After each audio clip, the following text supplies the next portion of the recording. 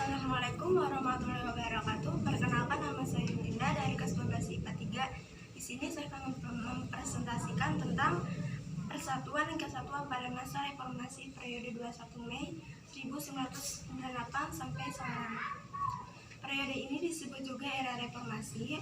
Gejolak politik di era reformasi semakin mendorong usaha penegakan kedaulatan rakyat dan bertekad untuk mewujudkan pemerintahan yang bersih dari korupsi, kolusi, dan nepotisme yang menghancurkan kehidupan bangsa dan negara. Memasuki masa reformasi, bangsa Indonesia bertekad untuk menciptakan sistem pemerintahan yang demokratis. Untuk itu, perlu disusun pemerintahan yang konstitusional atau pemerintahan yang berdasarkan pada konstitusi. Pemerintahan konstitusi bercirikan bahwa konstitusi negara itu berisi A. Adanya pembatasan kekuasaan pemerintahan atau eksklusif, dan B. Jaminan atas hak asasi manusia dan hak-hak warga negara.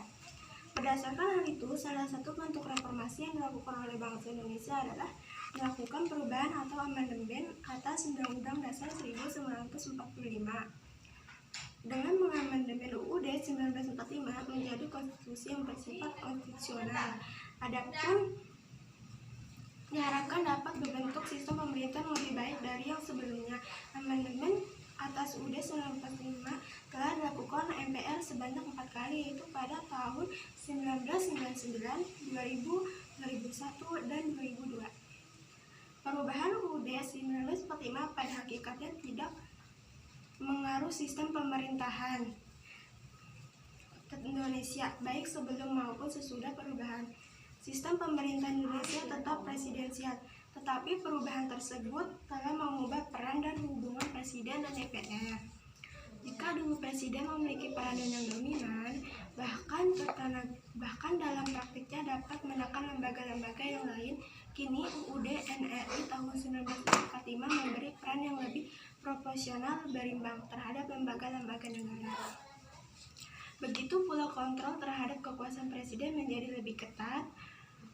Selain itu, perubahan Undang-Undang Dasar 1945 juga mengubah struktur ketatanegaraan Indonesia.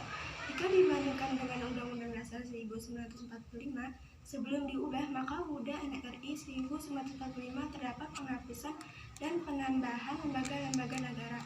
Untuk lebih jelasnya, berikut dipaparkan perubahan-perubahan mendasar dalam ketatanegaraan Indonesia setelah perubahan Undang-Undang Dasar 1945, yaitu A. Kedaulatan di tangan rakyat dan dilakukan menurut Undang-Undang Dasar Pasal 1 Ayat 2. B. MPR merupakan lembaga bikameral, yaitu terdiri dari anggota DPR dan anggota DPD Pasal 2 Ayat 1. C. Presiden dan Wakil Presiden dipilih langsung oleh rakyat Pasal 6A Ayat 1. D. Presiden memegang jabatan selama 5 tahun dan dapat dipilih kembali dalam jabatan yang sama untuk 1 kali masa jabatan Pasal 7. E. Pencantuman hak asasi manusia Pasal 28A sampai 28J. F. Penghapusan DPA sebagai lembaga tinggi negara. G. Presiden bukan mendataris MPR. H. MPR tidak lagi menyusun GPHN. I. Pembentukan Mahkamah Konstitusi atau MK dan Komisi Yudisial KY Pasal 24B dan 24C. J. Anggaran pendirian minimal 20% Pasal 31 Ayat 4. K. Negara Kesatuan tidak boleh diubah Pasal 37 Ayat 5. Di penjelasan Undang-Undang Dasar 1945 dihapus. Sekian dari saya, kurang lebihnya mohon maaf. Wassalamualaikum warahmatullahi wabarakatuh.